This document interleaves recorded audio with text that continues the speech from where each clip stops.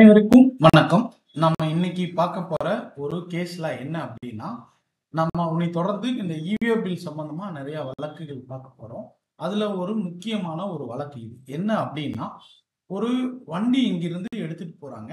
அந்த போற வழியில உங்க வண்டி பிரேக் டவுன் ஆயிருச்சு அப்படின்னா, நீங்க வேற வண்டியை மாத்துறப்போ அந்த புதிதா மாற்ற வண்டியோட நம்பரை 8 மணி நேரத்துக்குள்ள ஒரு ஈவே பில் போர்ட்டல்ல உள்ள போய் நீங்க அமெண்ட்மெண்ட் பண்ணணும் அப்படின்னு.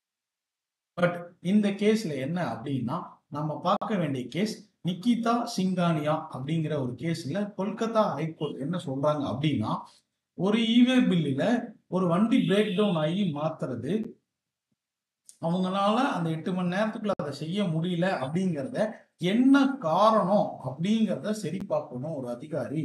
ஒரே ஒரு there is no other discrepancy expert fact of the vehicle which was carrying the goods does not have the valid e-way bill.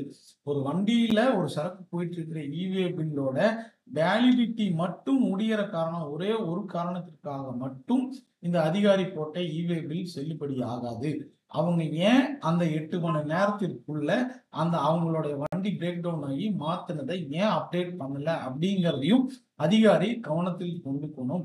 So ஒரு பெர்டிகுலர் ஃபேக்ட் அண்ட் சர்க்கம்டேஷனை வச்சு அந்த ஈவே பில் அப்டேட் பண்ண முடியாத என்ன காரணம் அப்படிங்கிறதையும் பார்த்துட்டு வேலிடிட்டியும் முடியுது ஒரே காரணத்துக்காக பெனால்டி போட்டது செல்லாதுன்னு சொல்லி இந்த கொல்கத்தா ஹைகோர்ட்ல இந்த ஜட்ஜ்மெண்ட் கொடுத்துருக்காங்க. ஒரு ஃபேவரா நமக்கு கிளைண்ட்டுக்கு வந்த ஒரு ஜட்ஜ்மெண்ட். ஸோ உங்களுடைய வண்டி பிரேக் டவுன் ஆயிருச்சு, அதை ஒரு சில குறிப்பிட்ட காரணத்தினால உங்களால ஈவே பில் அப்டேட் பண்ண முடியல அப்படின்னா உங்களுக்கு பெனால்டி போடப்பட்டிருந்தா நீங்க இந்த வழக்கை நீங்கள் மேற்கோள் காணலாம். தொடர்ந்து இது போன்ற வழக்குகளை தெரிந்து கொள்ள நமது யூடியூப் சேனலை சப்ஸ்கிரைப் செய்து கொள்ளுங்கள். நன்றி, வணக்கம்.